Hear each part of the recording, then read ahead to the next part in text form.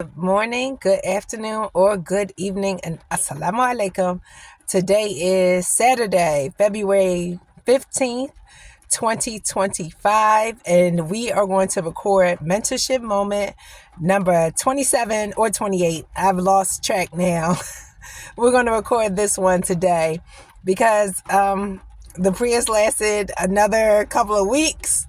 I have 4.5 months left that I have to just pray and keep the prayers in your du'as, please, as I make this transition to helping us all just grow. Just that's all. It's we're on the right path. We just need to grow a little bit. Well, a little bit, a lot, same thing. So let's just continue to grow. And I wanted to share what this mentorship moment is about. This is called Have Courage. I have time to reflect. Ramadan is a time of reflection for me. And I need to reflect on how far I've come so I can grow to the next level.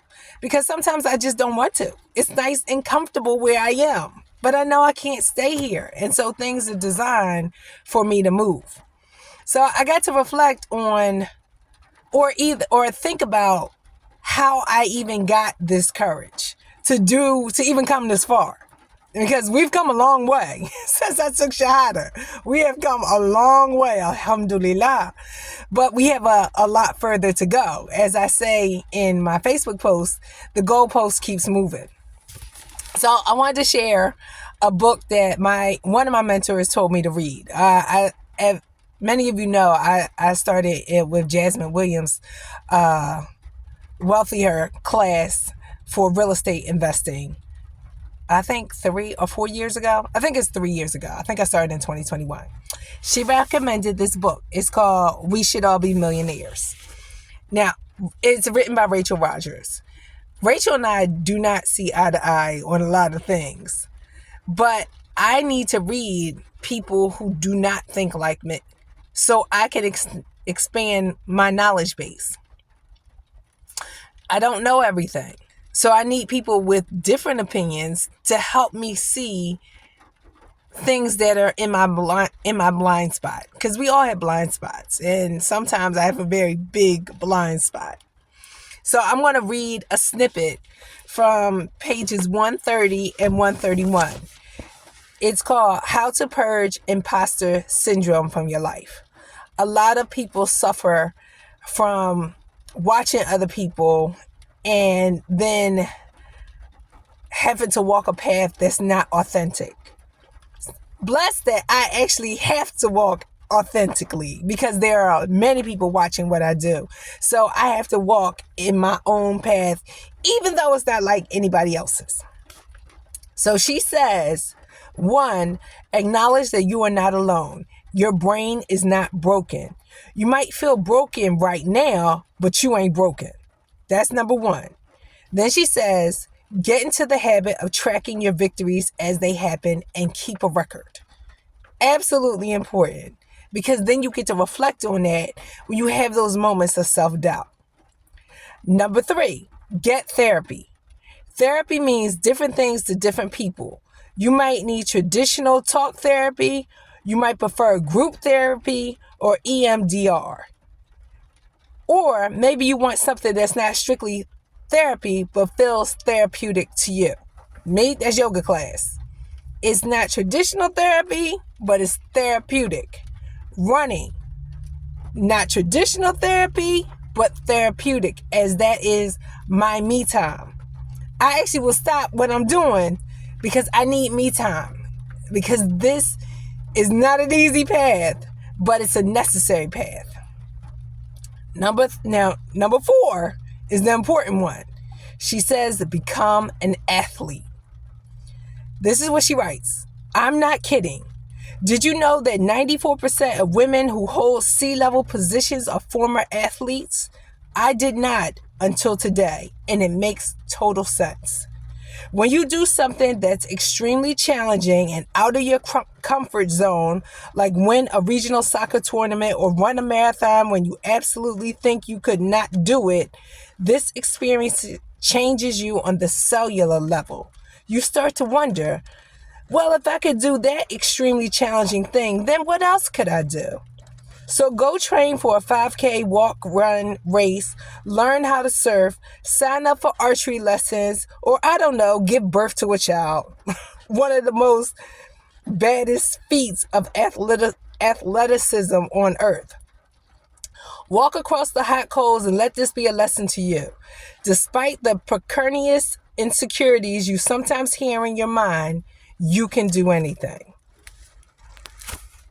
That's why my fitness and my health are extremely important to me.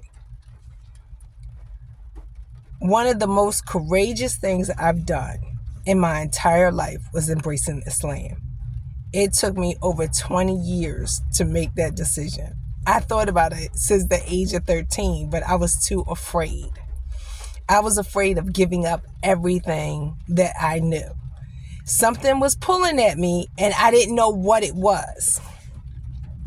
So after I ran 2 marathons, just to make sure that I actually could do it, I did it twice. I finally embraced Islam. Now, I said no to this walk for years because to me, I had done what he asked me to do. I had embraced Islam, not understanding that that was just the beginning of the journey. See, I thought it was the end because I didn't know anything. So, now that I'm at this place, I even opened the door through strength training because something was calling me. So I would say in 2021, around the same time I started the real estate investing class, I was homeschooling my son, my middle child. And I had to write his curriculum, and his history class was learning the history of himself. But it was really learning the history of me. So that's when I found out that my great-grandfather was a pastor. I'm like, what? So he wasn't like a couple of years older gentleman, new career. He was a pastor as a young man and a pastor for like 30-something years. And I never knew this. So when I found that out, then I understood the path I was on. So I'm not telling this just for me. I'm saying that we need to learn our histories so that we can understand the kings and queens and the royalty we come from to do the work necessary for the next level. And that takes courage. But you will have courage when you find out all the success stories in your family. Now that I understand, it helps me be more authentic in my journey and my calling.